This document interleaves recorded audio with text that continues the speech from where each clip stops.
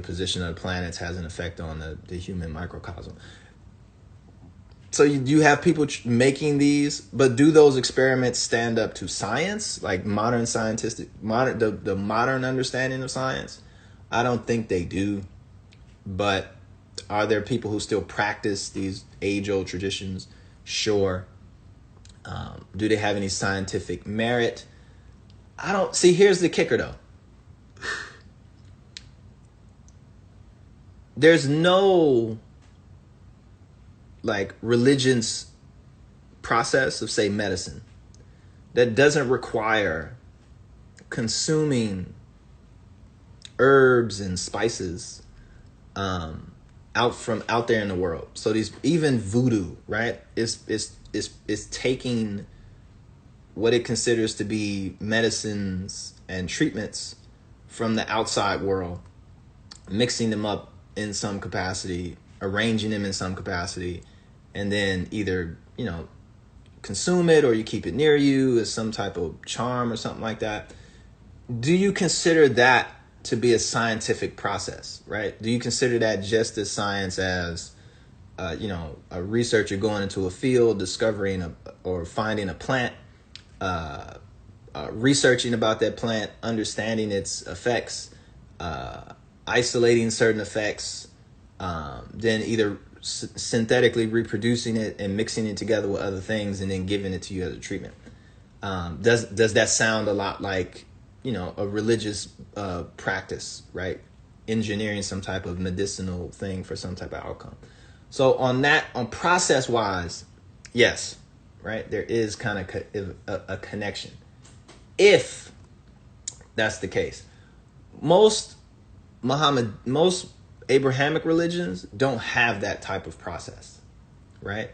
There's not like a lot of like witch doctors and shamans and stuff like that in Islam, at least from the Islam that I've practiced. There was no like, you cook up this type. There's no instructions to make like medicinal treatments in the Quran, So from that point, it's like, but are there Muslim doctors? Yes. Right? Are there Muslim scientists? Yes. Are there Muslim researchers? Yes. But is there like Islamic science? I don't think so. I haven't come in encounter with it. So it's a tricky thing. So on one end, no, I don't. One end, I do agree that there's no like connection. But then also I think there's are there religious people who are scientific? Yes. But does that mean that religion is scientific? No. Boop. Skitty doop.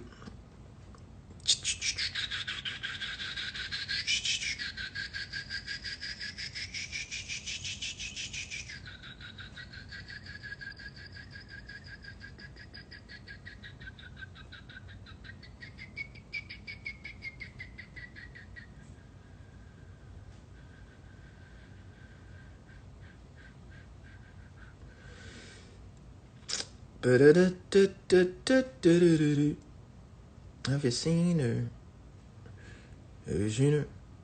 Tell me, have you seen her? Seen her? Oh,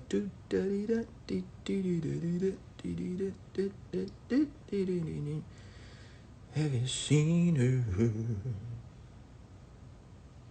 Tell me, have you seen her? Seen her? Oh. How important is it to wear the hakama and gi when practicing Iaido? Asking as a beginner.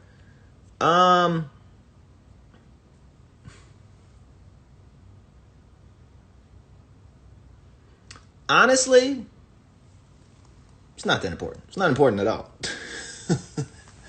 To be honest. If you're just trying to figure out how a sword works, I mean, you can do that naked, right? The clothing in the Iaido serves more of a historical purpose. Is there some functionality aspects? Maybe. Like, the way you got to think about it is Iaido is practiced by samurai, samurai would have been walking around in a hakama, in a kimono. Those are just the clothes that they would wear. So they weren't wearing like special clothes. The special clothes that they would wear would be like on the battlefield, right? Where you would wear armor, and you wouldn't wear a hakama on the battlefield. You would wear pants, right? Because the hakama, you would trip over and die, right? So they would wear like pants. In some cases, they might wear no pants, right? Just to have the freedom of moving around. So there's foot soldiers who didn't have pants, right?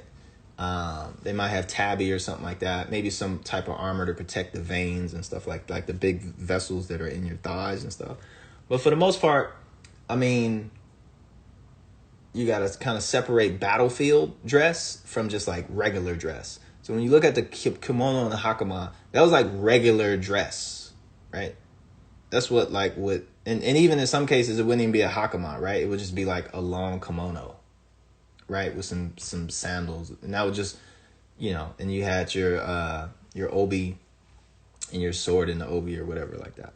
So, but again, that's just like regular clothes at that time. So it's more like a historical reenactment. Now, if you're talking about kendo, where they have the kindogi, which has like I mean, it's thick, so it has like some protective qualities, like some shock absorber qualities to a degree. Don't get me wrong. There's some kindogis that are super thick, some kindogis that are super thin. But again, it's more just kind of like, the kindogi versus the kimono. Like, you're not going to do kendo in a kimono because the kimono is just way too brittle. It's way too fragile. It can tear, etc. It's all in the way, the big baggy sleeves. So you wear a kindogi because it's a little bit, it's slimmer. It's not going to get in the way. It's way more practical when you're practicing kendo, right? And if you can sweat in it, it's not going to get like destroyed or shit like that. So anyway, to your question, it's not necessary overall just to be a swordsman, right? If anything, it hinders you being a swordsman. But if you're practicing Iaido for the historic and the traditional and ranks and stuff like that in particular schools, they'll come up with all type of different kind of ways to make you think that like the hakama is important because it hides your feet, which is like, but there's other schools where you can see your feet. There's other schools where they actually pull the hakama up and tuck it in itself. So something like Jigenru, right? Or Yakamaru Jigenru, Iaido. So it all depends on the school that you're training in and how much preference they put on it. So there's some Iaido schools that use a kindogi. They don't use a kimono. There's other Iaido schools like Muso Shinden or something like that, where they do a kimono, like an actual kimono with the big sleeves and all that. And other Iaido schools like Katori Shintoryu, which do, they wouldn't consider themselves an Iaido school, but Iaijitsu, whatever, Bato Jitsu. But they do a kindogi. So it really depends on the school that you're going in. But overall, it's not super important. But most schools, if not all Iaido schools and kendo schools, they will have a hakama. Whether they have a kindogi versus a kimono depends on the style. But mostly all of them have hakama.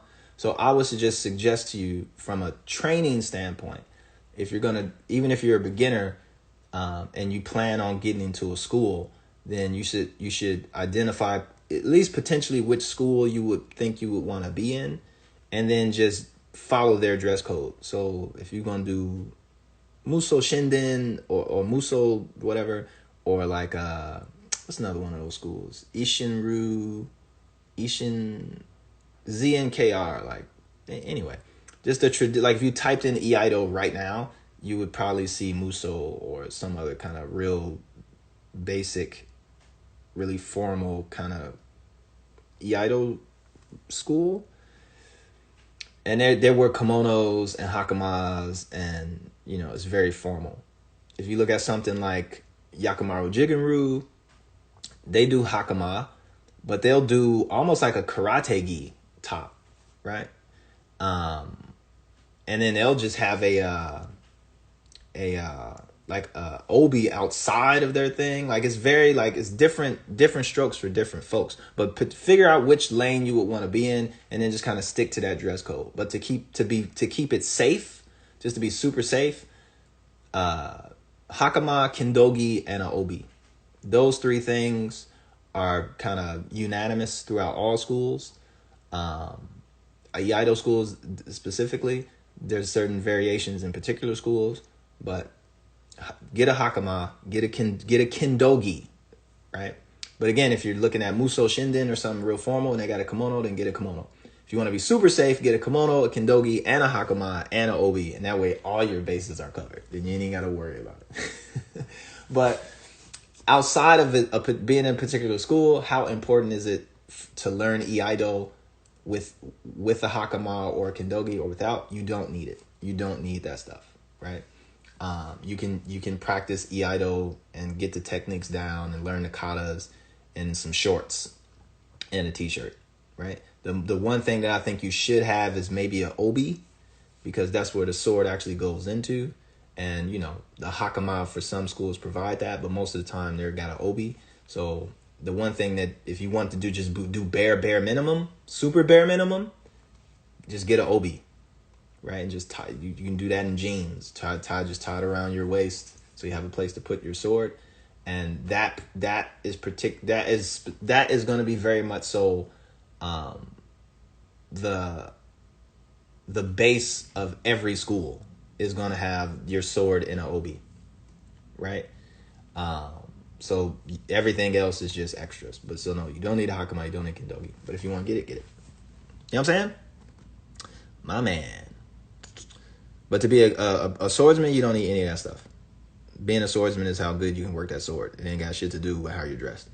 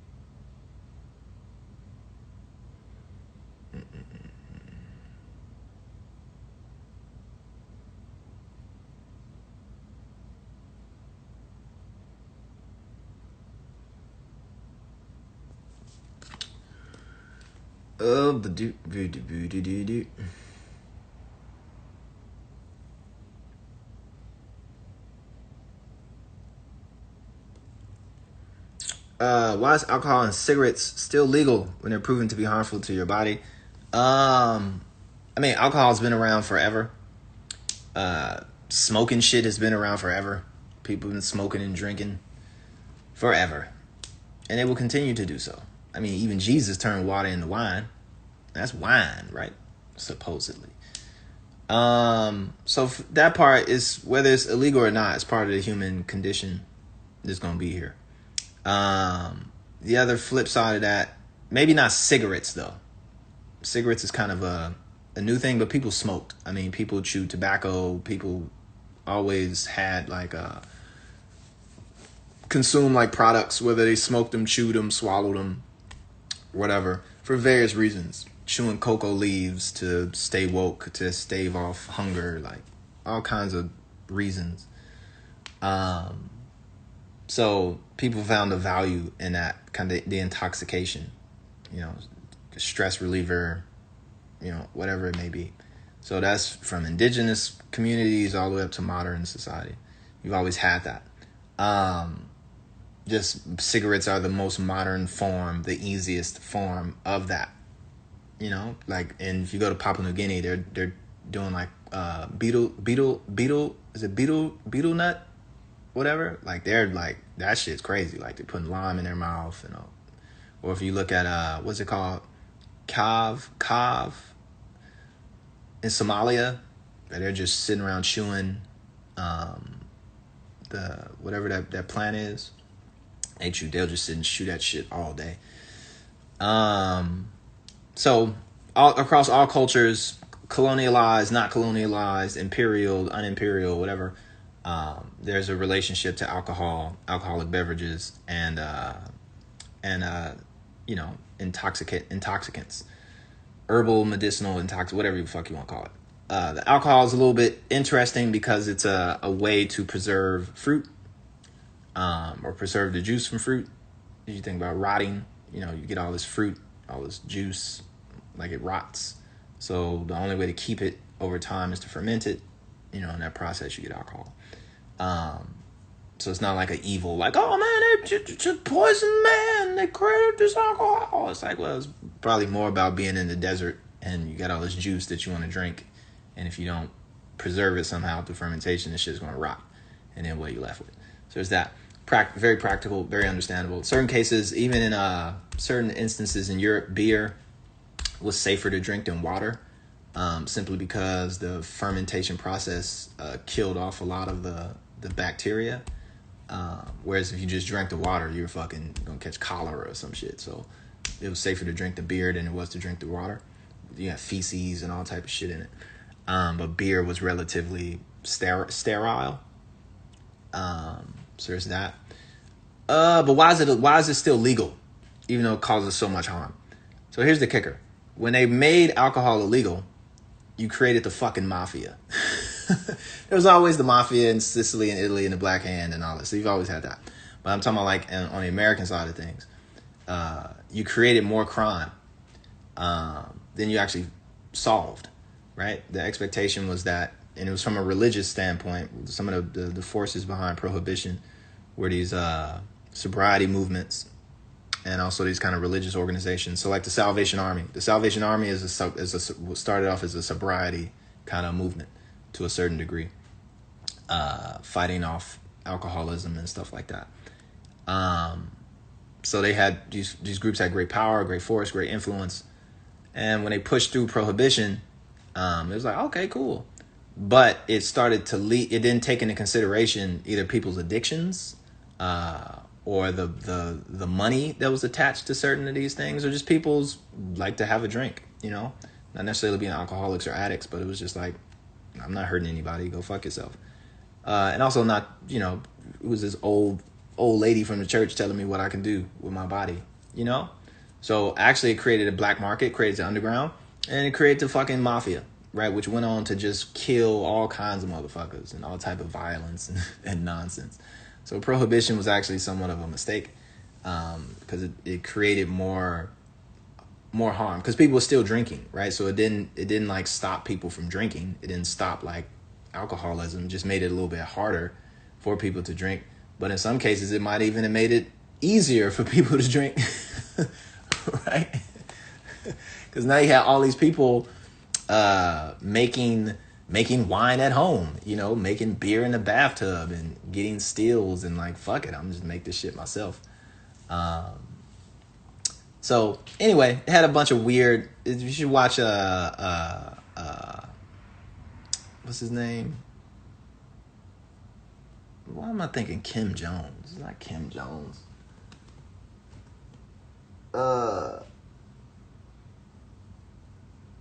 Man, why can't I remember this dude's name? He's a documentary filmmaker. He did a great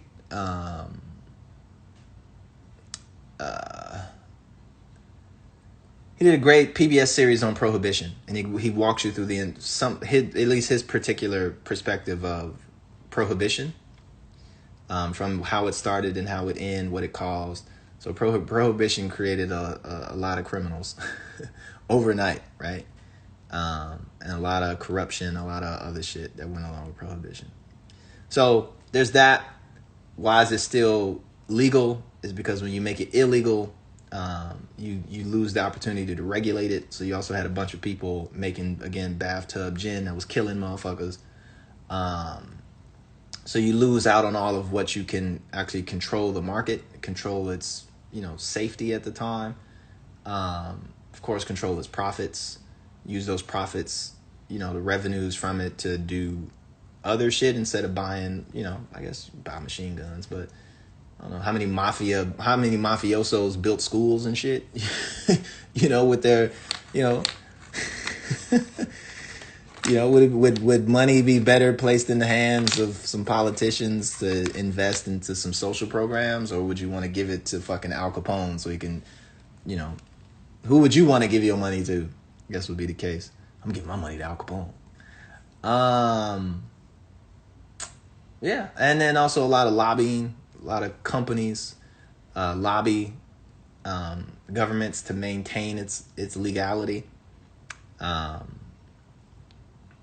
of them lie, of course, like cigarettes, the cigarette lobby and shit like that. But yeah, man. Do I think cigarettes should be illegal? No. Do they cause harm? Yes. Why don't I think they should be illegal? Because you're going to just create a black market you're just going to create more illegal shit. Right? And you're not going to be able to control it at all. And that's somewhat dangerous. So if it's already been a part of the human condition, trace tobacco back, however long, it's always been here. It's always going to be here. People are always going to find a way to consume it. It's just one of those devils that you got to deal with. Should you smoke? Absolutely not. You shouldn't smoke at all. But should cigarettes be illegal? I don't think so. I think making them illegal will do more harm. And that's that. I think you should make them super expensive. There's also that. Like, make that shit, tax the dog shit out of it. Make it less. I think the anti-smoking organizations have done a really good job. So like truth.org, and different just advocacy groups, American Cancer Society, like the people who catch the folks who live their lives smoking, and they catch lung cancer, throat cancer, mouth cancer, all of those folks, health issues. I think they've done a good job of at least letting people know, like, this shit's bad for you. There's no good that's going to come out of this. And I think at a certain point, you giving people information personally, like, hey man, this shit's bad for you. You need to make the decision if you want to keep carrying on with this habit. But then also, people fighting addiction is another thing. But you got to fight the fights where you can fight them. So I think people are well educated and they know that cigarettes kill them. But I also think them fighting off the addiction waters that down a little bit. But I mean, what else you gonna do? What else you gonna do? But I don't think you should drink or smoke. I don't think this shit does any good for you. Outside, whether it's illegal or not, I don't think you should do it.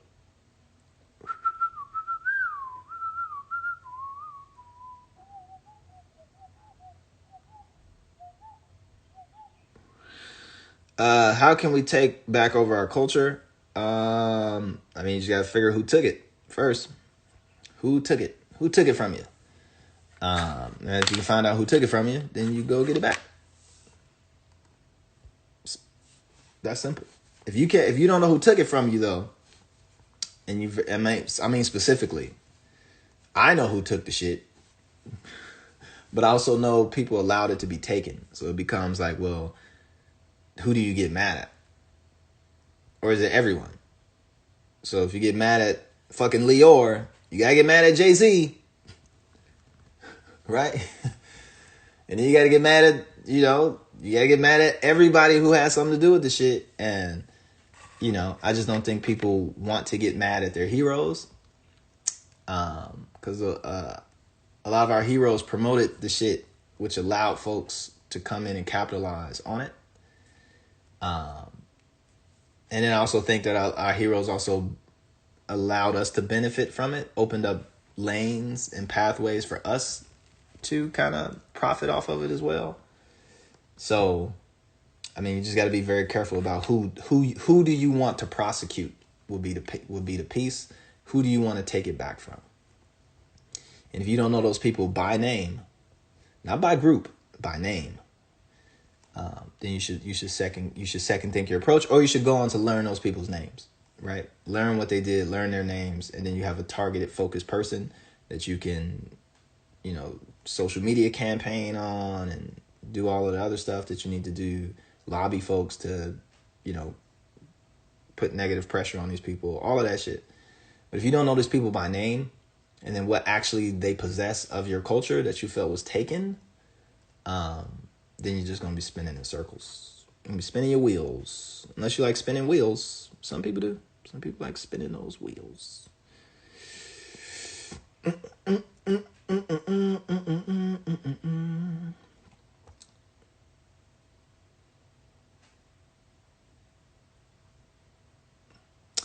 Why don't you speak about Gaza? I do speak about Gaza. But I kind of stopped speaking about Palestine not because of the Jews, right? Or not because of the government, but because of Palestinians.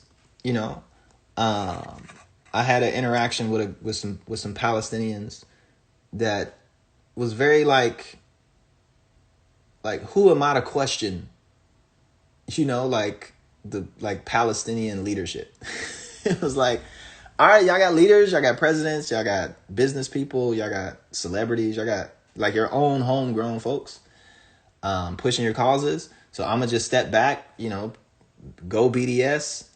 But even BDS has this like, oh shit, I didn't know y'all was like, y'all didn't want any normalization at all, like nothing, like, oh, okay. So some BDS, I guess. And so it's like a minefield of like, trying to step on people who you don't know who you're going to offend. Right. So, and I've said some things where I was like, I don't really believe that that Muhammad went to heaven on the Rock of the Dome. I don't believe that. I don't think he went to Jerusalem. I don't think any of that happened. And to kind of project that onto Jerusalem, I don't believe it. Do I believe there's Arabs there? But do I believe it was taken over? Do I believe all that happened with other caliphs? Yes. And they made it kind of Islamic point. But do I think that has root in the actual Quran? No. So as a Muslim, do I see any value in defending that from a religious standpoint? Absolutely not. Now, from just a humane standpoint, like having alliance or advocacy for a group of people, absolutely. But do I think the claims are legitimate from a religious standpoint? No, because even me as a Muslim, I don't believe that happened.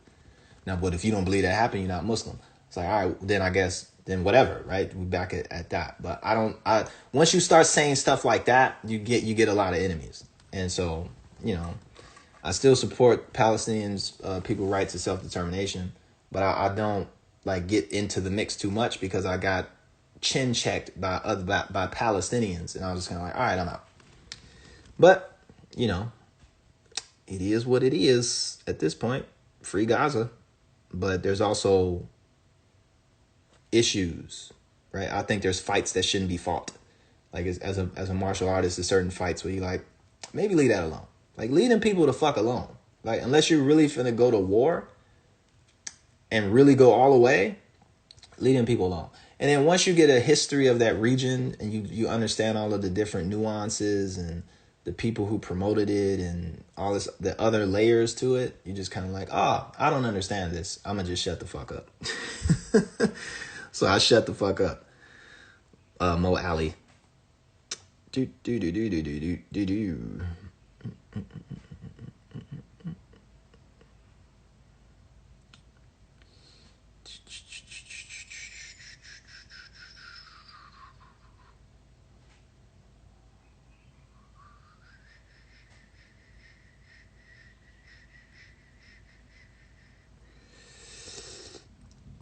Have you ever met and talked with or seen Chris Hedges speak?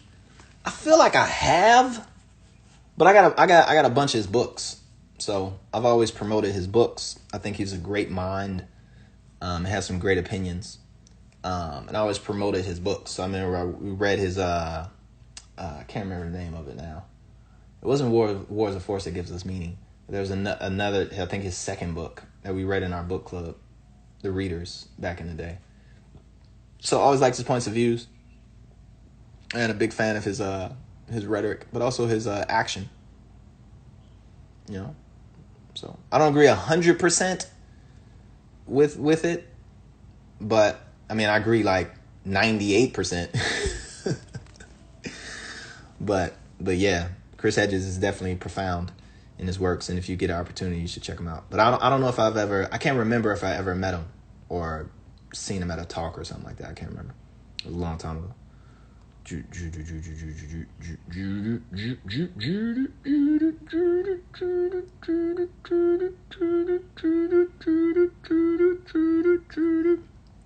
you think the government can make more money to help with our economic crisis? It is paper after all. Yes, it is paper. And actually, I want to talk about this.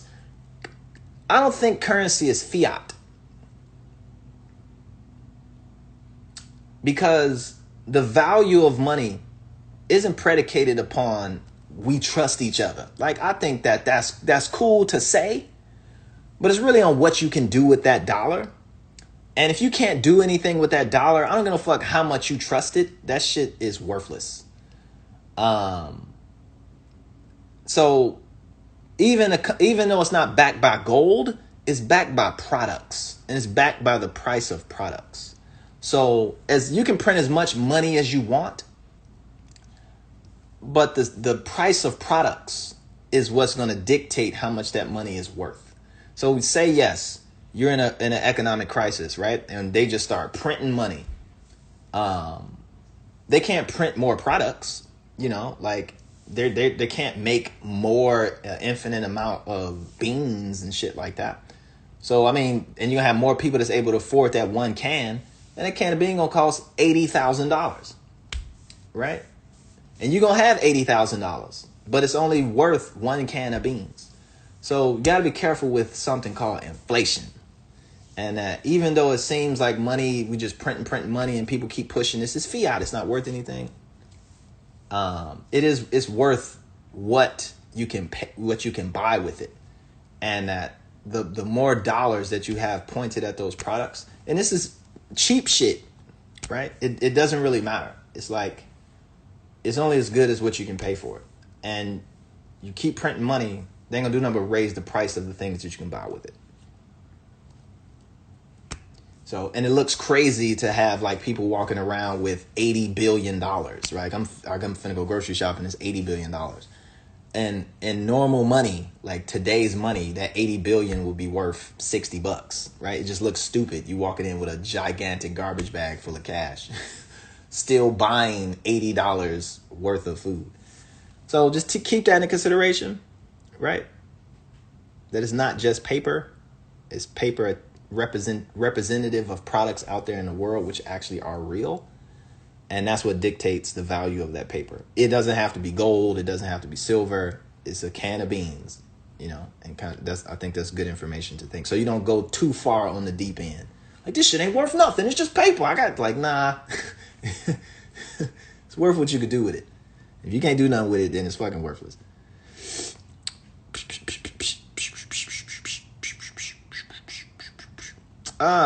We're late into the hour. Let's just do like a few more. Then we're gonna bounce. I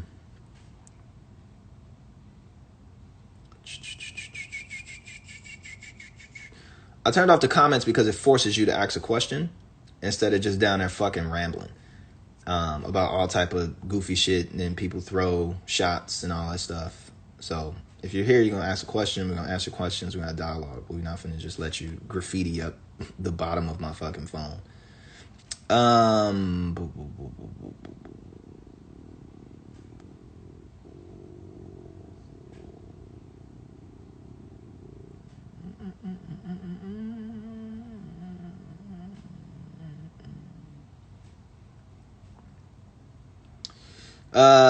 Can you tell us some of the most unhealthiest food to avoid? Just avoid processed sugar and high fructose corn syrup. If you can avoid that, you're straight.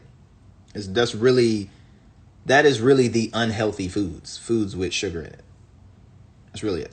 Like refined sugars, high fructose corn syrup. That's the shit. But everything else, and then also processed meats. If you can stay away from hot dogs and sausages and shit like that, I think again processed meats with a lot of preservatives in them, that would also be wise. But other than that, it's not like a whole list of unhealthy shit. You know, it's just those things that have a ton of sugar in them, and the things that have a ton of preservatives in them, and that's mostly processed foods. But not all processed foods have all that, you know. So don't go too far off the deep end. What led you to become a Muslim? I was born Muslim. I didn't have a choice. So there's that. My dad and mom. My mama and my daddy. Why can't you read the comment section? Because they fucking off. Welcome.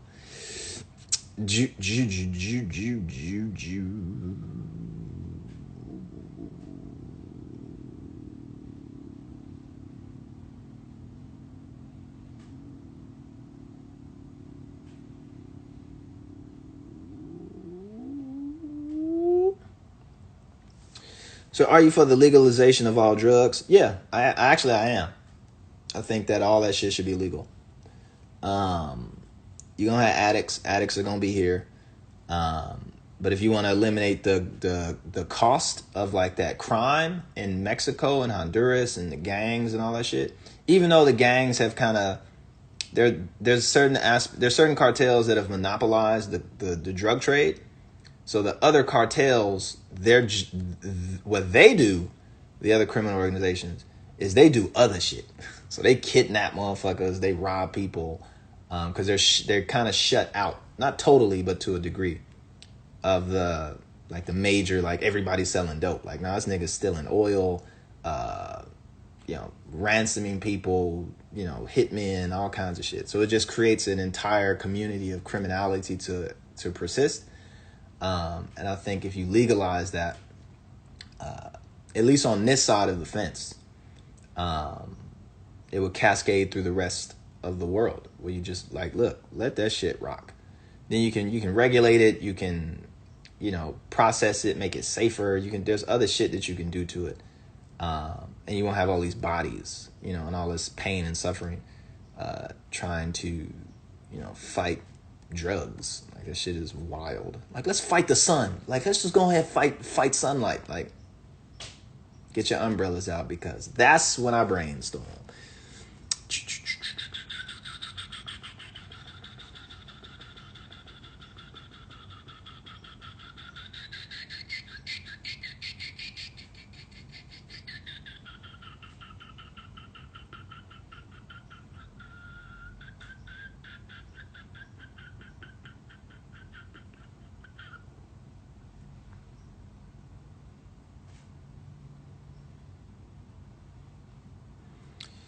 Are you a Christian, Lupe? No, I'm not. I don't believe Christianity is real.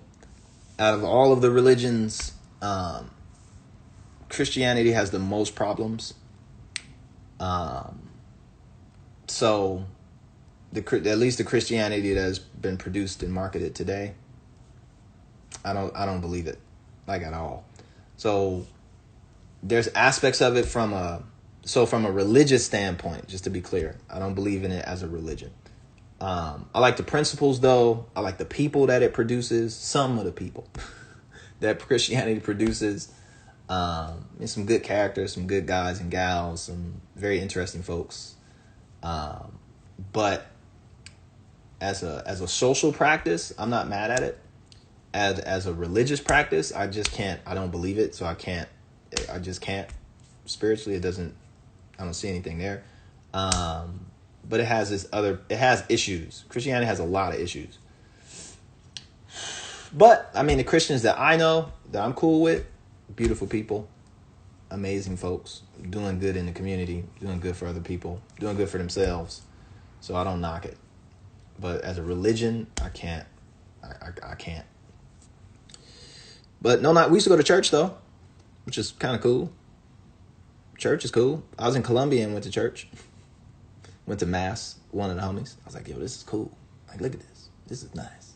This is a nice establishment y'all got up in here. Look at these floors. And look at that robe. Is that incense? That is delicious. So I'm not mad at it.